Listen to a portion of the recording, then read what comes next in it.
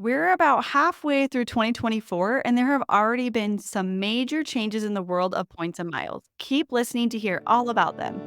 Welcome to Points Talk with the Travel Mom Squad. We are three moms who've discovered how to leverage credit card welcome offers to get hundreds of thousands of dollars of travel expenses for nearly free. We've used credit card points and miles to take vacations to places like Hawaii, Paris, Greece, Maldives, Japan, and so much more. And the best part? We each still have 800 plus credit scores. Imagine being able to take the vacation of your dreams for nearly free. It's totally possible, and we're here to show you how. Hey, I'm Alex. And I'm Pam, Alex's mom. And I'm Jess. Let's talk points. Today, we're diving into some of the changes in the points and miles world that have been announced so far in 2024. We have a lot to cover, so we are just going to dive right into it. And Alex is going to kick us off with some of the changes that have come about to the Amex cards this year. Yeah, so this one was fairly early on in the year. So some of you might already know about it, but regardless if you do or you don't, it's very important to know about. So if you do know, here's a refresher because I think there can be some confusion around it on which cards do these apply to and which ones don't. So basically, like Jess said, Amex has a family rule that applies to their Amex membership rewards cards. So it's really important to know that so far this only applies to their personal card.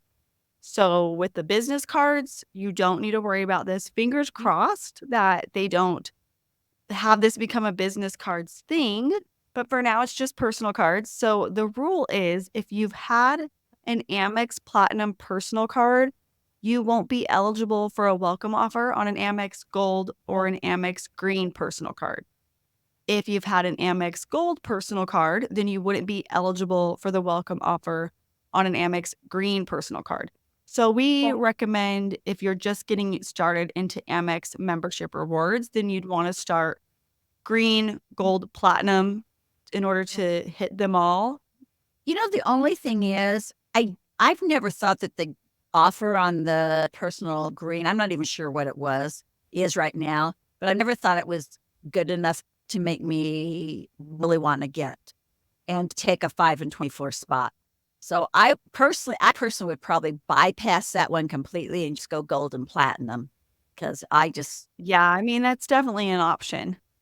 I have also never had the green card and don't feel like now I can't get it because I have a gold and I've had the platinum, but I don't feel like I'm missing out not being able to get the green card because I think that the welcome offer on it is usually pretty low amount of points. I agree that it's probably not worth the 524 spot for a lot of people, but I guess if it had an increased offer, maybe that would change things. Yeah, I mean, there was a time, it was a while ago, probably well over a year ago, could have even been 2 years ago, where they did increase the welcome offer and it was pretty decent. But I'm in that same spot where I got the Amex Gold, didn't get the green. And so I'm locked out at least, for probably, I would assume that this will follow the once per lifetime, which is in reality about every 7 years type of rule. So yeah, that's kind of the deal with those cards. I take it back. I have had the green card before, and it was when it was at a higher amount, and they gave it was a $100 off an away suitcase or something. And so I got it at I think it was right around COVID when that happened. And they kind of revamped the card and they came out and it had that nice, I remember when you got that. And then you got your first away suitcase. Yes. And then I never kept it after the first year, though. We always keep them for a full year. And when it was time to renew it, it was like, no, this isn't worth keeping. And so I, got rid of it. So, but now if I was to start in the Amex membership rewards world, I just bypass it. So if you are thinking of going through that, just look and see what the offer is. I think it usually is around 40,000 membership rewards or something. And I don't know, that just isn't enough to me to make it worth a 524 Yeah, spot. and it also has a higher annual fee, not good benefits. It's definitely not a card that I would want to keep. beyond the first year. Whereas like the gold, I plan on always keeping my Amex Gold because it gets the 4X at restaurants, 4X on dining. And I feel like having that card and using it regularly can be something that can kind of help you stay out of Amex pop-up jail. Which, if you don't know what that is, we have a whole episode all about Amex where you can listen to that, and we cover that in more detail there. So yeah, that's for the Amex. I agree. And I Yeah. have the gold and the platinum. I'll probably keep both of those always.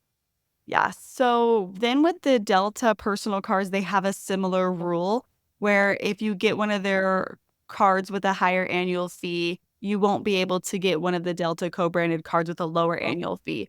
So for example, if you hold the Delta Reserve card currently, you wouldn't then be able to qualify for a welcome offer on the Delta Platinum or the Delta Gold.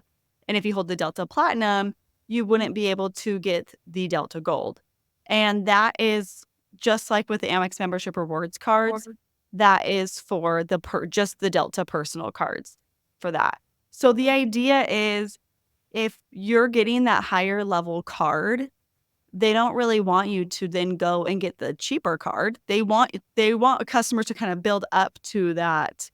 You know, if you have the Delta Reserve, you're a pretty loyal Delta flyer. That is a very high annual fee card. And so they don't want people to be like, I don't want this card. I want to get the cheap card.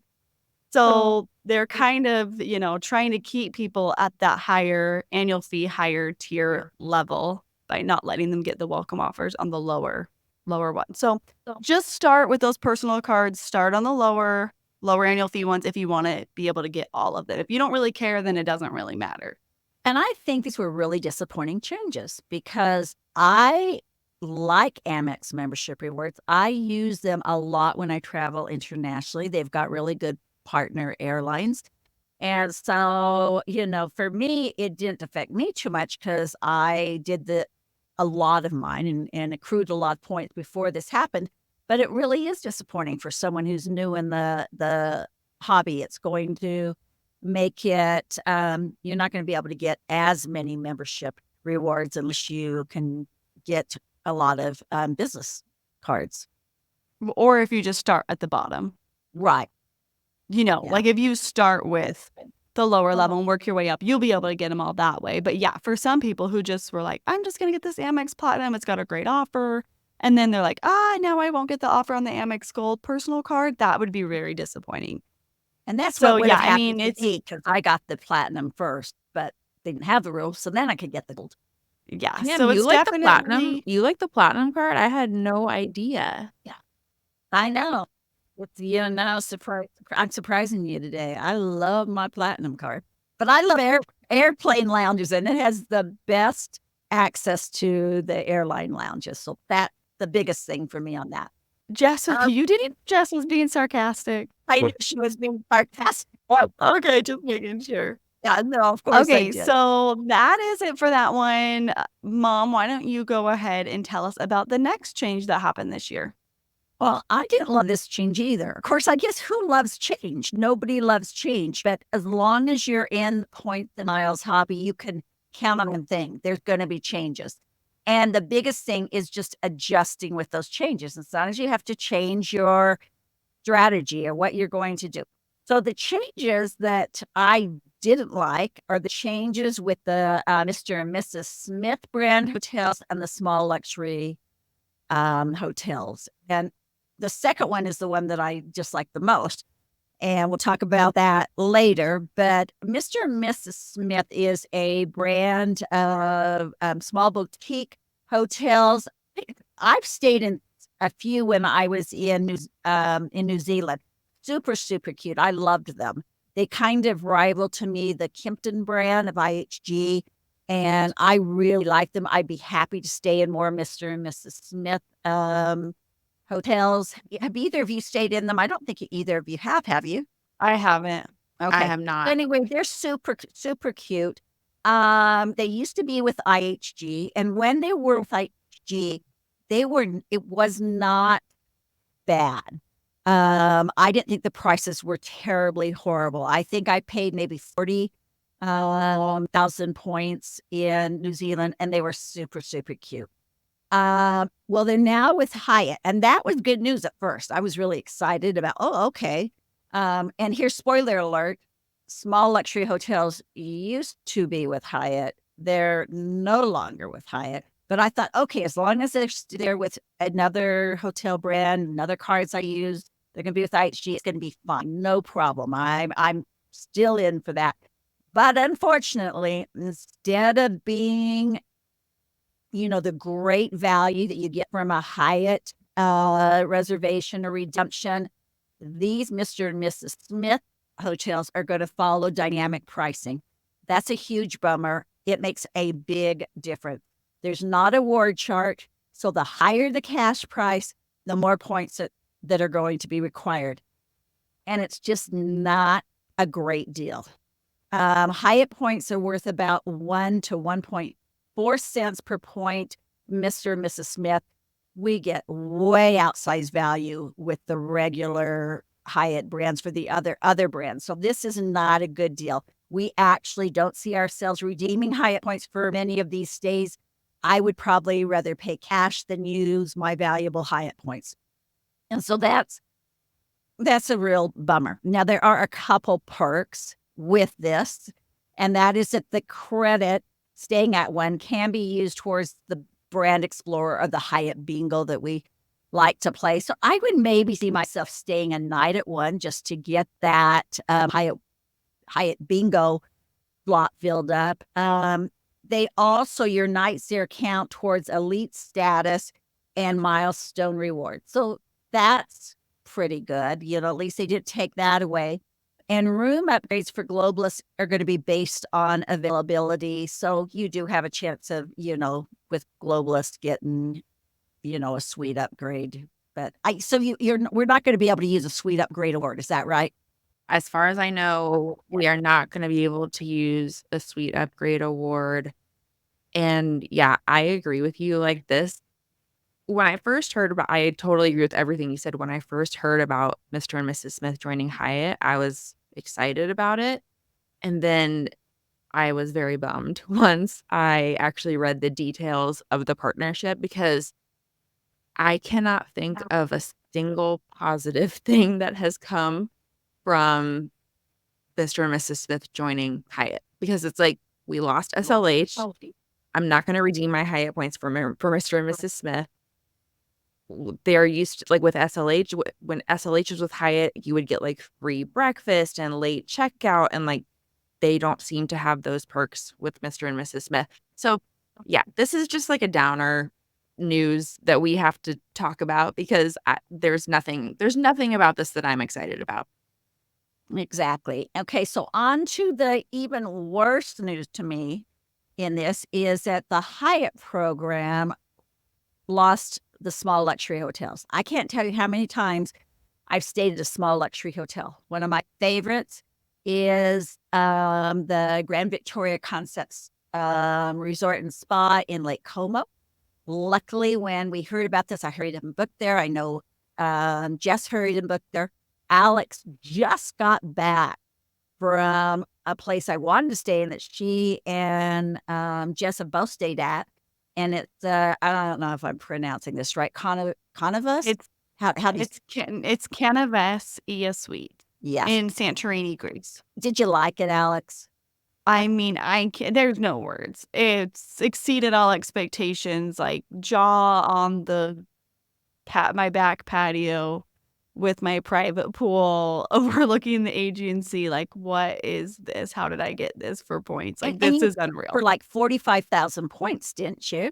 Yeah, I booked it for 45,000 points. And interestingly enough, this property, so it was with SLH, it then moved to Mr. and Mrs. Smith. So it's still bookable with Hyatt points. But now it's like, I think, didn't you looked it up, Jess? And I feel like it was like 133,000 a night. Yeah, like it was something 133,000 a night. So basically, It's 6 bananas. months ago, you could book 3 nights at this property for what one night is now going to cost you as a Mr. and Mrs. Smith property.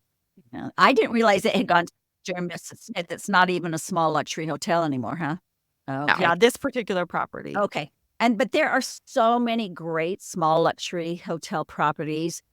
So they're not under the Hyatt umbrella anymore. They are now under Hilton, and they're just starting to roll this out. Right now, I think there's only 3 hotels that you can book with Hilton Point.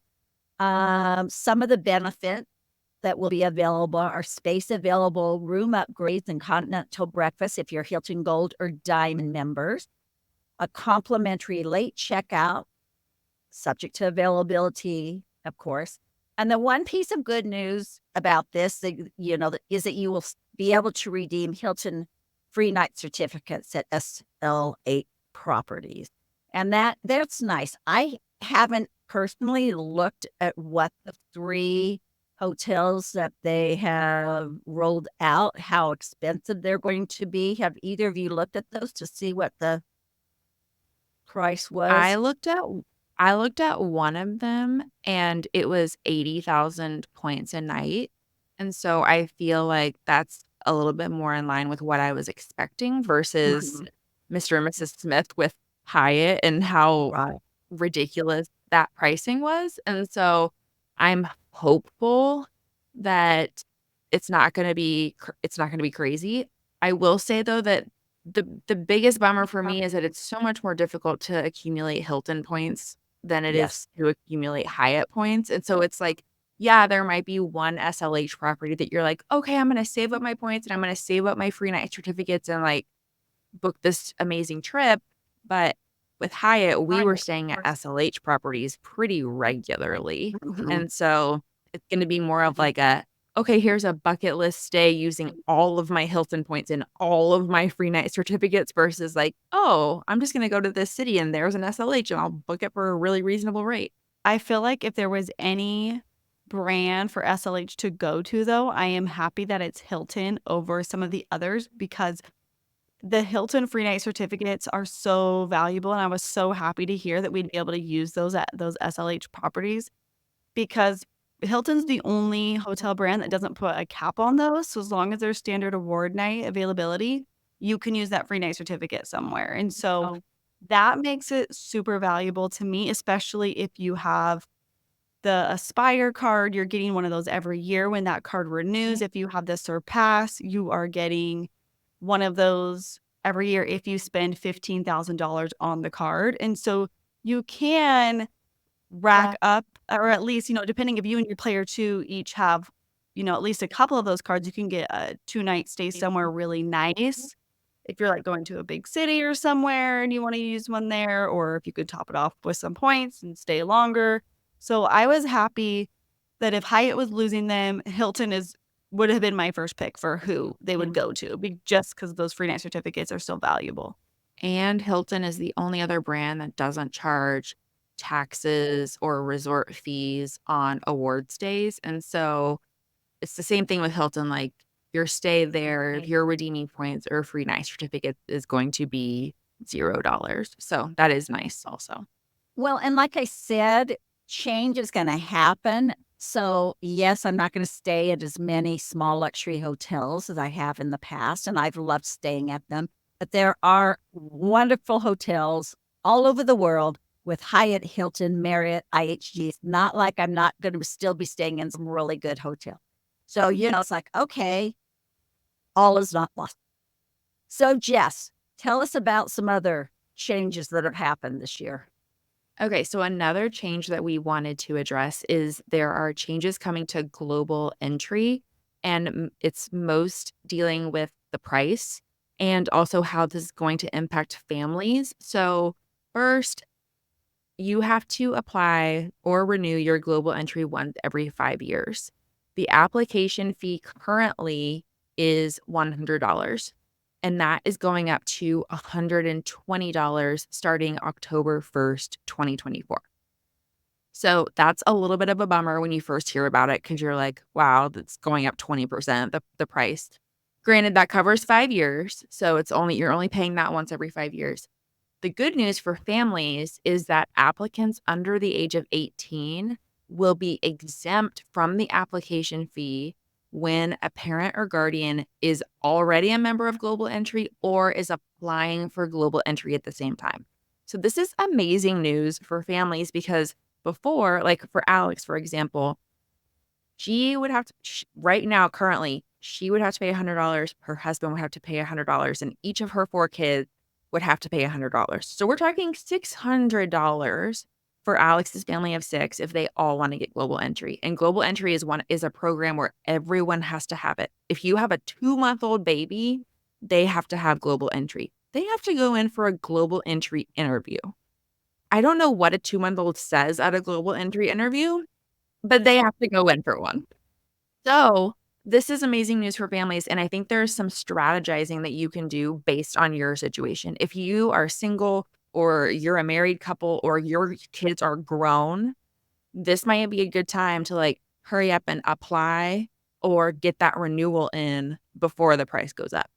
If you're like Alex and even if you just have one kid under 18, I think it makes sense to kind of hold off till October and then do your global entry application then, because you're going to save $100 on every kid that you have by doing it that way. So the other thing is, obviously, none of us actually pay out of pocket for global entry. We use credits that we get from our credit card to offset that cost.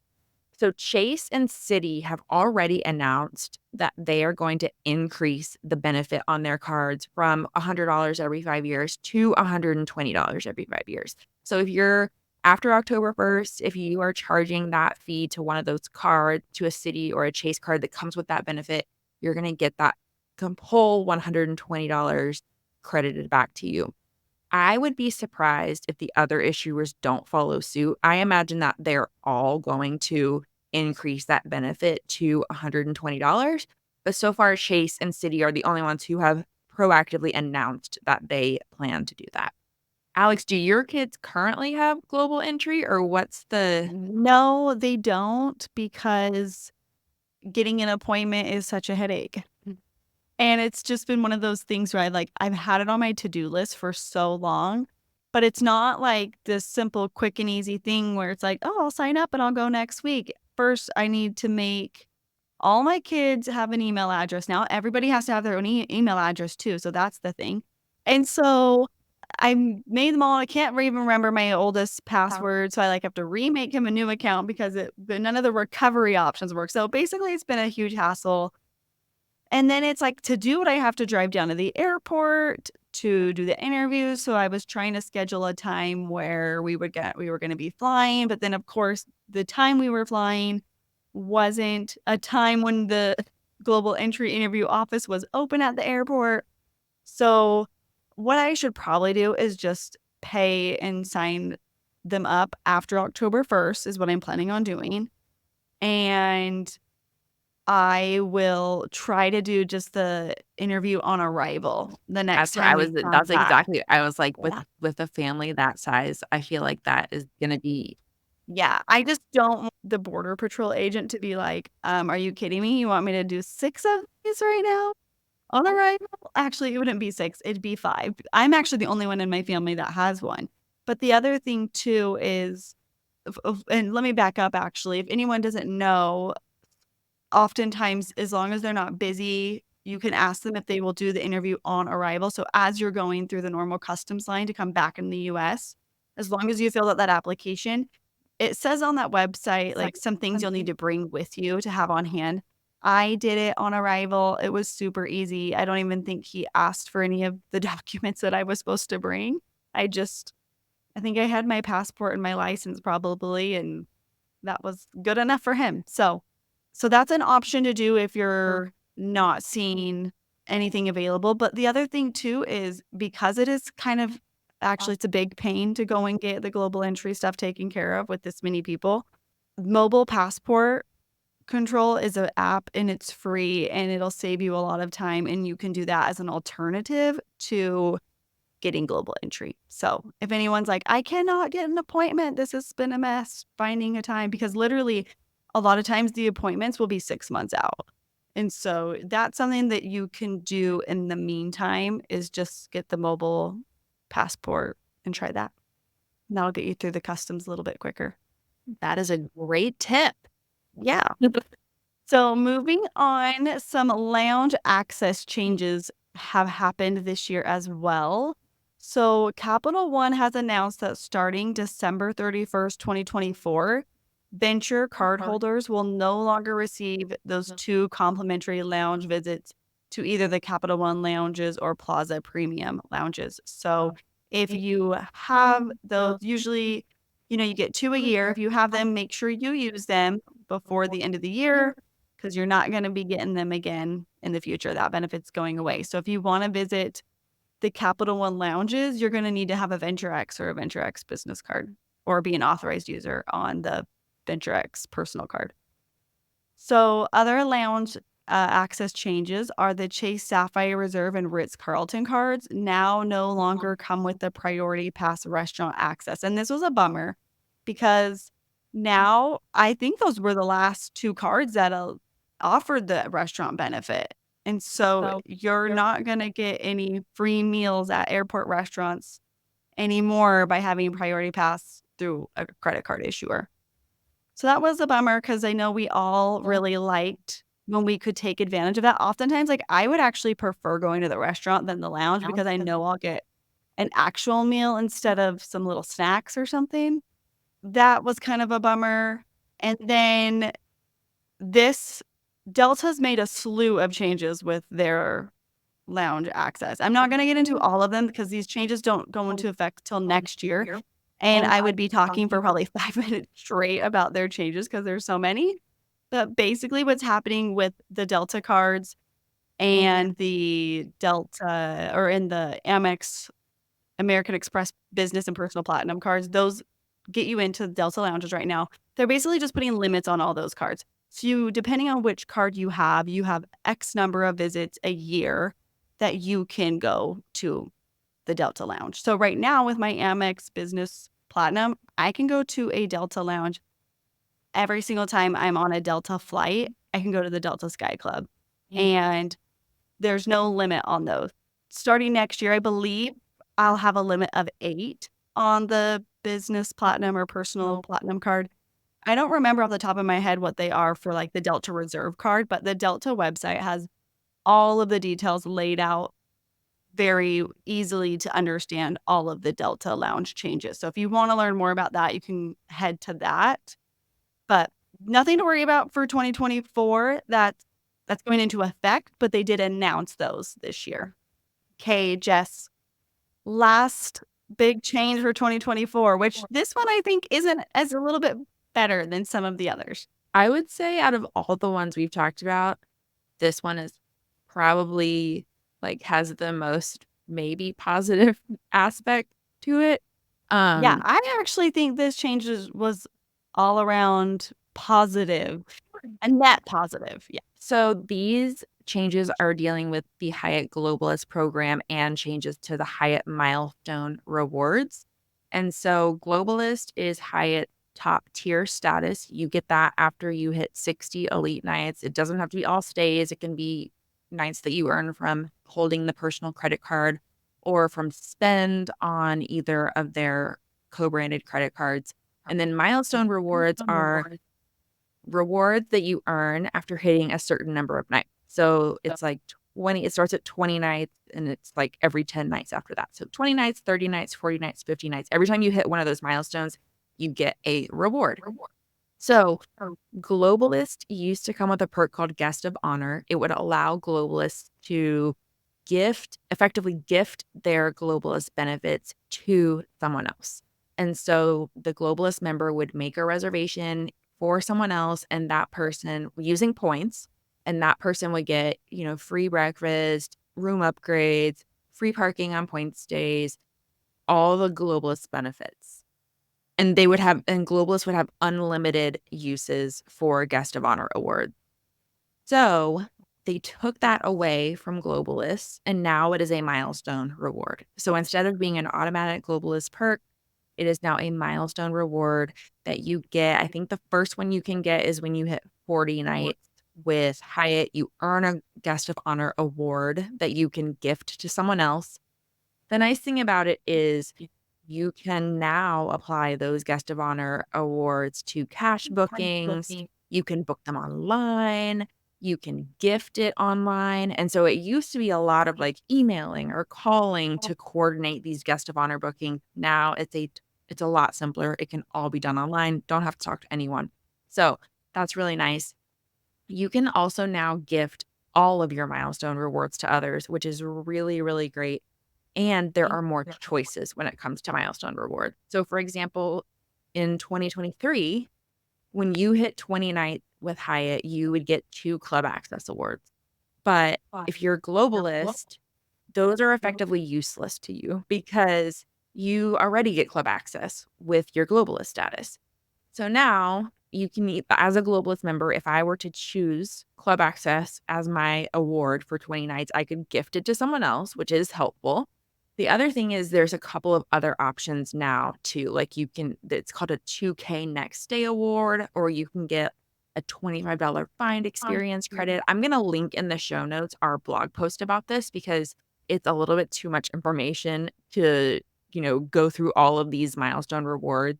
But the TLDR is that there are more options for milestone rewards. It is easier to redeem milestone rewards, and now you can gift your milestone rewards. So to me, they're just much more useful now than they were in 2023. It was a little bit of a bummer to lose unlimited guest of honor bookings as a globalist member.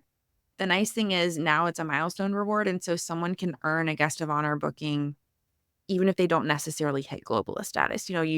If they get to 40 nights, they get that guest of honor versus having to get to 60 nights to take advantage of it. So a little bit of a silver lining there. And like we said, out of all the changes we've talked about, this one probably stings the least.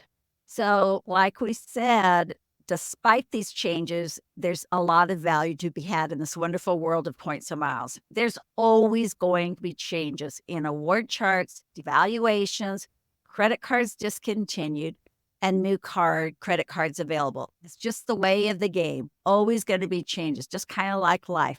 We just have to adapt a bit and move on. If you enjoyed today's episode, be sure to leave us a review. We appreciate your support so much. Thanks so much for listening to Points Talk with the Travel Mom Squad. Make sure to hit the subscribe or follow button from wherever you're listening so you never miss an episode. Want to start jet setting even faster? Follow the links in the show notes to learn about everything we discussed in today's episode. And to stay connected and follow along, follow us on Instagram at Travel Mom Squad. We can't wait to see where in the world points and miles take you.